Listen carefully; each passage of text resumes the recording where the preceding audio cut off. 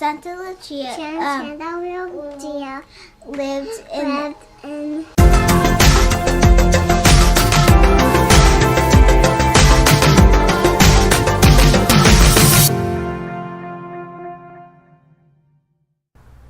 Hello team, happy St. Lucy's Day, or Santa Lucia as the Italians call it, or Santa Lucia as the Norwegians call it, and the other Scandinavians. That's the one I'm going for, Santa Lucia. I call it Santa Lucia, and that's how I say it. So we have a bit of debate, hot debate. Now what's on your head? I have a funny pointed hat with stars on it. What's on your head?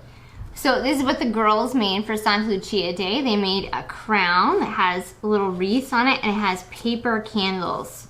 That way no one burns their hair on Santa Lucia Day. And this was our boys' rendition of the hat that the boys would wear. And it typically would be all blue with white stars, but they decided that their directions were more interesting than my directions, and I gave them creative license. So this year, this is the way it turned out. White with blue stars and a bit like a boat shape. So, take those off. So why are we wearing funny hats, and what is this day all about? Well, to give you some more information about who Santa Lucia is, we're gonna turn it over to our kids. So here's what they have to say. Santa Lucia lived during the persecution by Emperor Diocletian in the 3rd and 4th century AD. And that's the Pope. It is said that she brought food to the Christians who were hiding in the catacombs, because the catacombs were dark. And she wanted to carry as much food as possible in her hands. She crafted a wreath with candles to wear on her head and light the way. When it was discovered that she was a Christian, Santa had a mother, probably being burned to death. She was not afraid to die for her faith, and she hoped that her death will be an encouragement to other Christians who face persecution. So now that you know a little bit more about who Santa Lucia is, you can understand a little bit more about why we wear funny hats on this day and some of the other celebrations that we get into. So let's start with the hats. You remember from that story that St. Lucy went into the catacombs to help the Christians who were being persecuted by the Emperor Diocletian. And she wore a wreath on her head with candles to light the way, as the kids said. So the traditional celebration for this day, especially in Scandinavia, is for girls to represent St. Lucy, Santa Lucia, and wear these crowns with candles on their heads. So our girls wear the crowns on their head because typically it'd be the oldest girl in the family, but you can't do that in a house full of girls, because then there's weeping and there's, oh, I want to be and why can't she, and I want the crown. And so we just decided to love on everybody and all the girls get a chance to wear it. But then the question comes, what if you're a boy?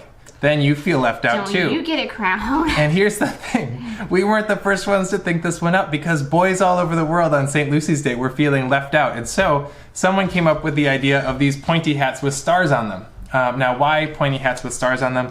Well, it is the season approaching Christmas. We are, and in Scandinavia, they sort of think of this as maybe the beginning of Christmas time. And so who might wear a pointy hat with stars on it? But the Magi, those three wise men who went to visit baby Jesus. And so the boys get to be Magi, or sometimes they get to be St. Stephen, who was another martyr. Many centuries difference between St. Lucy and St. Stephen, but a boy anyway. So that's where that comes from. Yeah. And so then our kids, what they do is the girls always vote to wake up early, but usually they wake up on time. And they come out in the morning and they come into the kitchen and they help make a beautiful breakfast. Typically, you would have lovely breads that are shaped kind of in this S shaped, and they're made with saffron, and they're a yeasted bread made with saffron and raisins on either end, and they're extremely tasty. However, over the years, due to like budget constraints and whatnot, we developed just pulling out croissants, twisting them, putting some raisins in them, making some eggs and some fruit salad, enough for everyone to eat that fills their bellies for the day. And the more important piece, which is part of his heritage, is what else do they serve? Well, coffee, of course. Yes, the traditional way is to bring those saffron buns and then coffee, and you would go to each person in the house and serve them breakfast in bed. I don't know about you, but I don't know how I feel about a bunch of small children eating their breakfast in their bed. So I finally said, no, we'll come to the table, and my way of making it special was that we put out a tablecloth and we stuck out all of our pretty china, and we lit candles. We lit our Advent wreath, and we lit beautiful candles on the side to make the whole table full of light. And when we lived up north, that was very easy to do because it's very dark this time of the year, and it made the whole our whole space kind of glow with natural light, and the kids absolutely loved it. And that's actually why St. Lucy's Day caught on in Scandinavia so much, because if you know anything about Scandinavia, it's way north. Norway, where half of my family came from, is very dark this time of year, and St. Lucy's Day happened to be right near when the winter solstice was. And so this festival celebrating a girl with light on her head, so near to the celebration of the birth of our Savior, who is the light of the world. It's just a festival of light that lightens up the dreariness of the darkness. Yeah.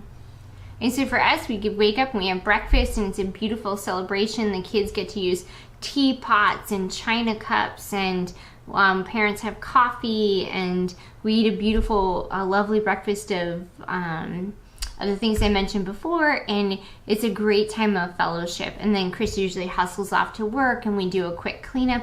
And this year was the first year ever. When they were really little, I did all this for them, but this is the year they just totally took on cleanup. It happened in 2 minutes, and we are on with our day with school and to doing the things we do. But it's a beautiful way to kind of stop and pause in the middle of Advent and say, this is special.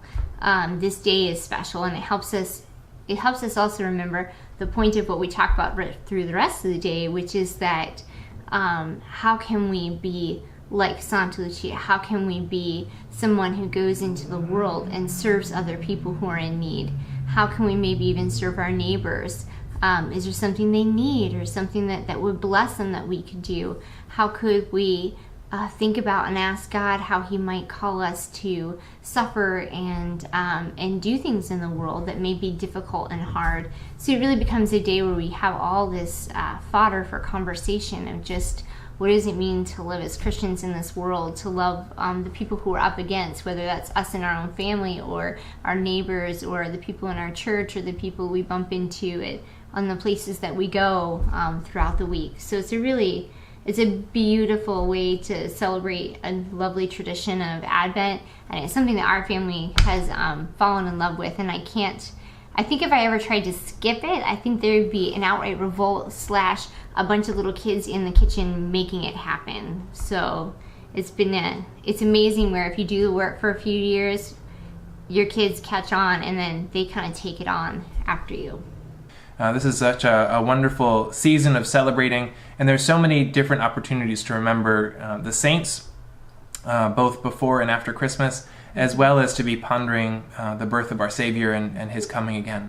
If you haven't already watched our St. Nicholas Day video, which we posted last week, this would be a great time to do that. There's some great customs that go along with that as well, and we did a whole video on that. So we'll show you a link, one of these places over here, so you can find that video and watch that one too. Mm-hmm.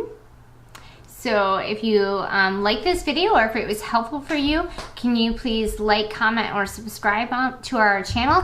And if you have a comment, what do you love to do? What has been brought blessing to you for this season leading up to Christmas? We'd love to hear it, and we love to hear ideas like, how do you celebrate Santa Lucia, or how do you pronounce Santa Lucia? So may you have a blessed day, and we are thankful to be with you. We hope that you like this video. Thanks for watching. If you haven't already, please subscribe to our channel. God bless you all. Mm-hmm. Happy Santa Lucia Day.